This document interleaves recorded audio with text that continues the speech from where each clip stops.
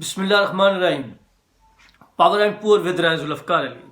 Spain से मैं आपको खुश आमदीद कहता हूँ। जैसा कि आप जानते हैं, मैं दुनिया को दिखाता हूँ पाकिस्तान और पाकिस्तान को दुनिया। पाकिस्तान में आग लगी हुई है।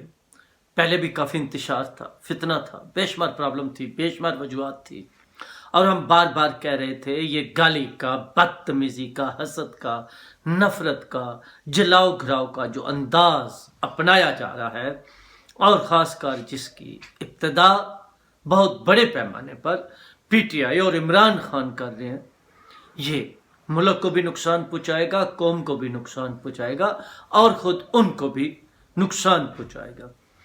यही असम्बली थी, कुछ साल पहले थे कि इमरान खान साहब तमाम अपोजिशन के लीडरों के साथ इससे ज़्यादा ज़्यादतियाँ कर रहे थे, इंतकामी कार्रवाइयाँ कर रहे थे, उनको गिरफ्तार करा रहे थे।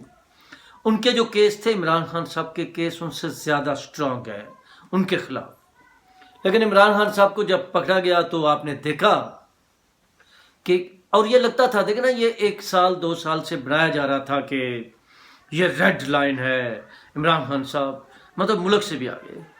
अच्छा, उसके बाद एक और मज़ेदार बात जो है वो भी मैं ज़रूर करूँगा, दोस्तों को बताना चाहूँगा, और आप लोगों का हक़ है, क्योंकि हम पहले भी जो बात करते रहे, घर का भेदी लंका ढाए, तो हम कहते थे कि ये जो इस्टेब्लिशमेंट है, ख़ासकर मिलिट्री इस्टेब्लिशमेंट, महकमा ज़राअत जिसको ये कहते हैं, और हमने क्या कहना, मीडिया कहता है हर कोई जो हुकूमत में नहीं होता, अपोजिशन में होता है, वो कहता है या जब इस्टेब्लिशमेंट, ख़ासकर मिलिट्री इस्टेब्लिशमेंट इनको सपोर्ट नहीं करती तो फिर वो सच बोलना शुरू कर देते हैं। तो ये तो हमेशा होता है, और मीडिया पे मतलब मैं तो तकरीबन काफ़ी बातें इस पहलू पर वो भी करता हूँ जो मीडिया में हो चुकी हूँ। बहुत सी बातों का इल्म भी होता है, जब ज़रूरत हो तो करते भी हैं, पाकिस्तान के मफाद में, पाकिस्तान के अवाम के मफाद में। तो आपको पता है, मैं एक बात तो पहले दिन से करता हूँ, जब से पाकिस्तान आज़ाद हुआ है, आमरीत और जमहूरियत की जंग तो है।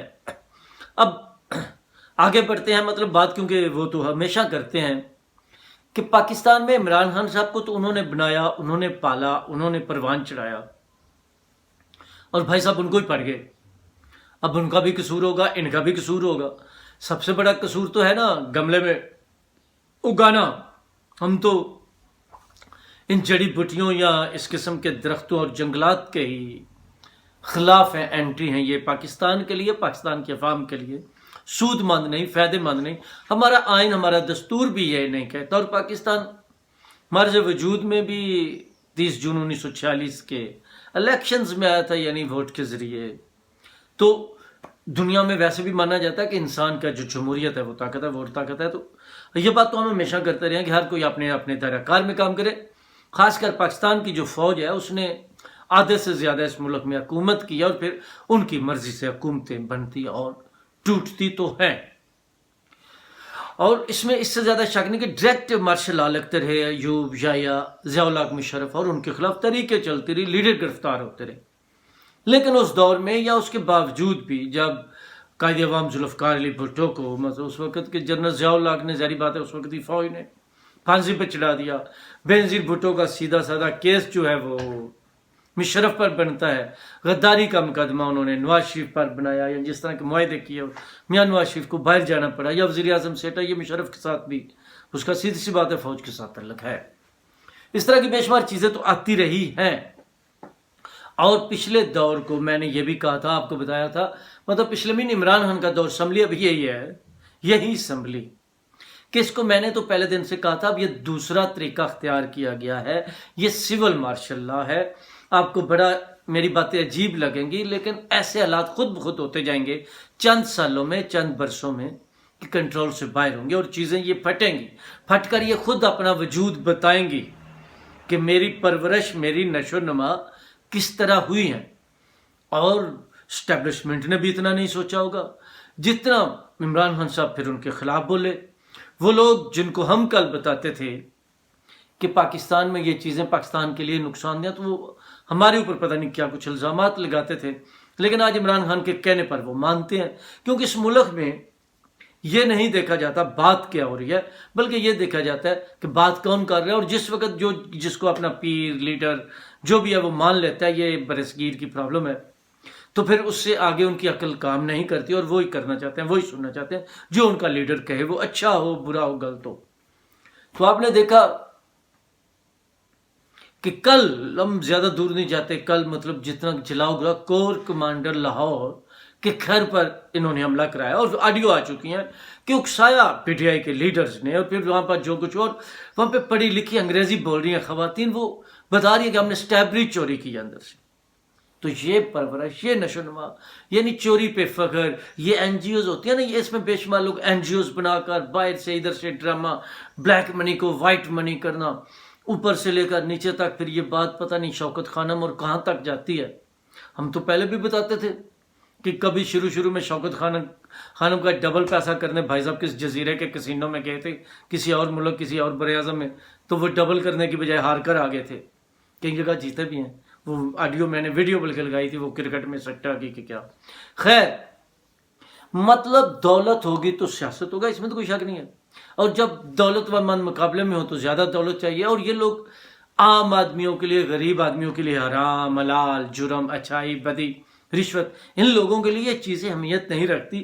یہ سمجھتے ہیں کہ یہ اسلحہ ہے، ہم نے اقتدار میں آنا ہے، ہم نے بادشاہی کرنی ہے، تمہارے پاس یہ پاور ہونی چاہیے۔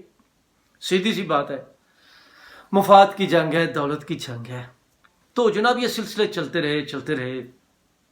پھر کل جیسا سرکاری املاک کو، پشاور کے ریڈیو کو جو 1934-35 کے اور بے شمار چیزوں کو نقصان پہنچایا گیا، آگ لگائی گئی۔ اچھا، فوج کے افسروں کو، جرنیلوں کو اور فوج کو گالیاں۔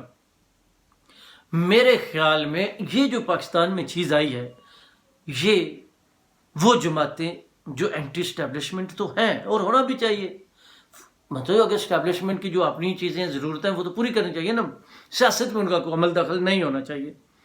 تو اب جو پاکستان میں ان بے شمار نقصان اور فائدوں میں یہ چیز تو سامنے آئی کہ اب پاکستان میں یہ اس طرح سے نہیں چل سکے۔ ہاں، عمران خان کو بہت زیادہ رگڑا لگنے کا چانس ہے، پی ٹی آئی کو رگڑا لگنے کا چانس ہے، یہ کالا دم بھی قرار دے سکتے ہیں، بے شمار چیزیں ہو سکتی ہیں، کیونکہ آئی ایس پی آر کا یا دوسروں کا جس طرح آج کا بیان تھا کہ وہ 9 مئی یوم سیاہ ہے، اور اس طرح کی بے شمار جو ان کے لیڈران جو ہے، اب دیکھیں صبح سے اب 12 گھنٹے کے بعد فواد چودھری سپریم کورٹ میں پناہ لیے ہوئے تھے، نکلے ہیں اور اب گرفتار ہوئے ہیں، یا وہی کل گورنر بنے تھے، بات نہیں سن رہے تھے، حلف نہیں لے رہے تھے، عمر سرفراز چیمہ صاحب جس طرح وہ اریسٹ ہوئے۔ اچھا، لیکن آج کا مسئلہ یہ ہے کہ جب اتنا بڑا ہنگامہ ہو گیا، عمران خان گرفتار ہو گئے، تو اب پچھلے چند مہینوں میں جائیں، ان میں کسی ایک شخص کی گرفتاری ہوتی تھی، وہ بریکنگ نیوز ہوتی تھی، چند دن ٹیلی ویژن پر ہر جگہ چل رہی ہوتی تھی، لیکن اب کیونکہ بڑی گرفتاری ہوئی ہے تو اچھا ٹیلی ویژن پر جلدی ہاں جی وہ بھی گرفتار ہو گیا، یہ بھی گرفتار ہو گیا۔ تو ہمارے یہاں یہ بھی ہوتا ہے، جب کوئی جتنی خبر بڑی ہو، مطلب کہا تھا کہ بہت بڑی خبر ہوتی ہے، لیکن جب اس سے بڑا نام آتا ہے تو بیچارے وہ چھوٹی خبریں ہو جاتی ہیں، جس طرح فواد چودھری اور دوسرے، مطلب اسد عمر ہو، شاہ محمود قریشی ہو، کوئی بھی ہو، ان کی آج گرفتاری کی وہ اہمیت ہی نہیں ہے۔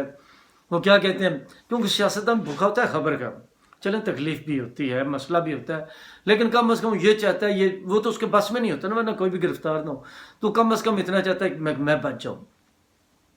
میں اب بھی کہہ رہا ہوں، آخر ابھی دیکھتے ہیں کتنا ہوتا ہے، لیکن اس کو بچنا تو چاہیے۔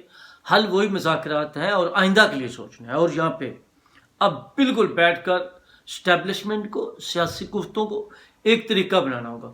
ان سب وجوہات سے اسٹیبلشمنٹ کی جب سے پاکستان بنا آج تک کی پالیسی کی وجہ سے سب سے بڑی وجہ وہ بھی ہے جس سے پاکستان یہاں پر ہے، اس میں تو کوئی شک نہیں ہے۔ اس لیے مطلب کہہ تو اب بھی رہی ہے نا، ہمارے چیف آف آرمی اسٹاف جو موجود ہیں وہ تو کہہ رہے ہیں، سریعام کہہ رہے ہیں کہ ہمارا اب سیاست سے کوئی تعلق نہیں ہے، اور باجوہ صاحب اور دوسرے پہلے خود مان چکے ہیں، میں جو باتیں کر رہا ہوں یا کچھ اور دوست کر رہے ہیں اب تو وہ نہیں ہے، نہیں باتیں تو سب ہے، وہ ہیں جو اچھا ریٹائر ہونے کے بعد ویسے بھی مان جاتے ہیں، پھر کتابیں بھی لکھتے ہیں، لیکن جو اس وقت موجود ہوتا ہے ہم سے وہ وقت کنٹرول نہیں ہو رہا۔ یاد رکھیں، پاکستان کے لیے ہم سے جس وقت جو اقتدار میں ہے یا پاور میں ہے وہ کنٹرول نہیں ہو رہا، اس کو کنٹرول کرنا ہے۔ جس دن اس کو کنٹرول کر رہیں گے، پاکستان ان مختلف جو برہان ہیں ان سے نکل آئے گا۔ مطلب جس طرح آپ چیف جسٹس ہیں یا چیف آرمی اسٹاف ہیں یا یہ لوگ، کوئی میں بعد مثال دے دوں، تو یہ اس وقت روکے سے نہ روکے جائیں، اپنی منمانی کریں، غیر آئینی کام کریں۔ دیکھیں نا، سیاست میں آنا غیر آئینی ہے، یہ کچھ چیزوں تو پھر معاملہ خراب ہوتا ہے، لیکن یہاں پر یہ ایک ایسی ریت پڑ جائے کہ ہم نے آئندہ اپنی اپنی حدود میں رہنا ہے، اپنے اپنے کام کرنے ہیں، تو کافی معاملات بہتر ہو سکتے ہیں، ٹھیک ہو سکتے ہیں۔ اور بھی ولاگ تو کرنے ہیں، بے شمار وجوہات ہیں، بے شمار سچویشن ہیں، بے شمار چیزیں ہیں، لیکن میں نے جو ہو رہا ہے اس کے ساتھ ساتھ یہ بھی کہا کہ بالآخر حل یہ ہے، ہمیں جانا اس کی طرف ہے، کوئی مانے نہ مانے یہ طے ہونا ضروری ہے۔ پھر آج کے بعد انہیں ملا، اور میں یہ بالکل کہہ رہا ہوں کہ یہ عوام میں کی ایک اکثریت میں اب چیز تو ہے۔ لیکن پچھلے چند سالوں سے جب سول مارشل لا مین تھا عمران خان کا، تو میں اس وقت بھی کہتا تھا کہ گلی گلی میں، کوچے کوچے میں ڈسکس ہو رہی ہے اسٹیبلشمنٹ۔ عمران خان اس وقت ایک پیج پر تھے، اور ان کے لوگ بھی کہتے تھے۔ عمران خان نے تو آ کر پہلے پیٹرول بنا ہوا تھا، ماحول بنا ہوا تھا، لکڑیاں سوکھی تھی، بس ایسے دیا سلائی جو ہے وہ کیا کہتے ہیں اس کو سلگایا جلایا۔ تو اب ماحول بالکل مختلف ہے۔ اب یہ وہ پلاننگ سازشیں آستہ آستہ چیزوں سے نکلیں، اپنے ہاتھ میں اختیار رکھنے کی بجائے اب ملک کو بچائیں، ملک کو چلائیں، ہر کوئی اپنی اپنی حدود میں جائے۔ دیکھیں یہ پھر یہ بڑی بدتمیزی، بدقسمتی سے گالی کلچر کا کلچر اس نے پروان چڑھنا تھا۔ یہ جو کچھ ہو رہا ہے یہ ابھی اور بھی خطرناک ہو سکتا ہے۔ تو اس سے بچنے کے لیے ہمیں تہذیب کے دائرے میں آنا ہوگا، ہمیں اخلاقیات کی طرف آنا ہوگا، ہمیں عزت کرو اور عزت کراؤ پر آنا ہوگا۔ پاکستان میں نفاست، نفیس پان لانا ہوگا، اعلیٰ درجہ اب لوگوں کے اخلاق میں، ملک کے اخلاق میں چیزوں کے پیدا کرنا ہوگا۔